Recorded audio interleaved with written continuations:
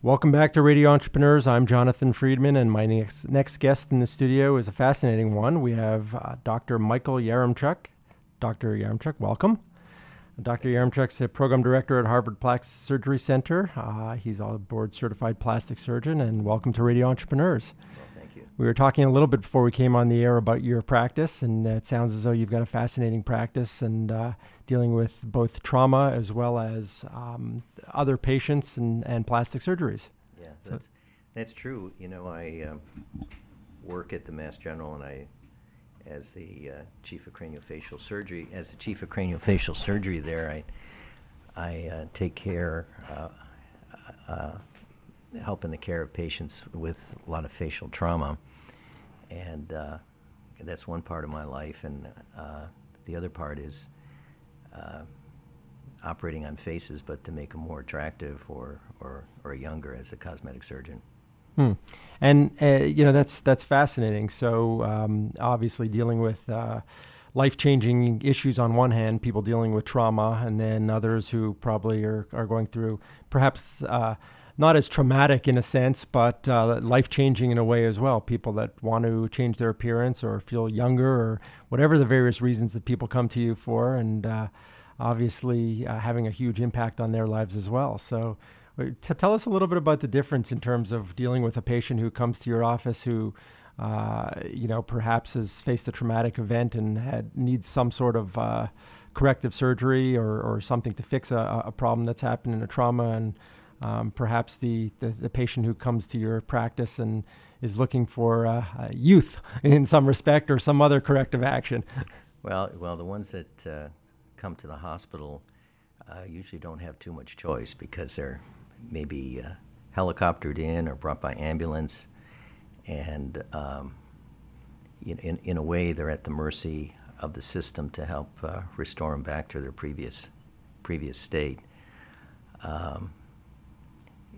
Different when you're doing cosmetic surgery where people have a lot of different options and probably have a lot more time to think about exactly what it is they want.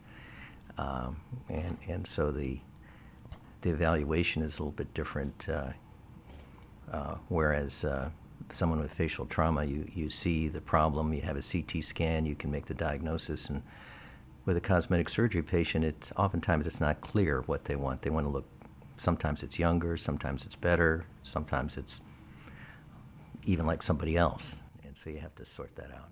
And is there a process that you go through in terms of giving somebody a sense of what their changes in their features might look like? Has technology changed that some over the years where you can preview, if you will? Well, usually what's very helpful is to have some photographs of the patient when they come in and review the photographs with them, because oftentimes they're not aware of their profile. They don't see it. And have them point out the things that might be concerning to them. In the past, and even so, there's some technology where you can morph image, and it's very common with rhinoplasties, where if you have a digital photograph and you Photoshop it, you can change the shape of the nose and what have you. And that isn't really a predictor of the outcome, because there's no algorithm that tells you move these pixels and do this kind of surgery. It's just a guess as to what you think might be possible. And I would imagine it's really art in that respect to have a sense of how changing a nose, for example, may change the whole look of a face. Sure, it's how things all fit together, and I refer to it as balance, so that the chin has to have ideally has a certain relationship with the nose and the width of the face, and in addition to just rejuvenative surgery, where you make somebody's eyes look like youthful again, or face. I do a certain amount of facial implants where you can actually, when you change the facial skeleton, you're changing the fundamental determinant of appearance, because your underlying skeleton really determines what you look like. So with those, we actually use CT scans and what have you to help design implants. And that's doing various modeling Yeah, of what the face may look like and Yeah. building models. Yes, yes. Actually, from a 3D image, it's called computer design and computer manufacturing, where you can create a skull and then create implants to make up for whatever deficiencies or augment areas of importance to the patient. And that type of surgery is done on an elective basis as well? Yeah, that's absolutely an elective basis. And we sort of borrowed that from our craniofacial surgery and trauma, where we use CT scans and models to rebuild skull vaults and so. Very fascinating stuff.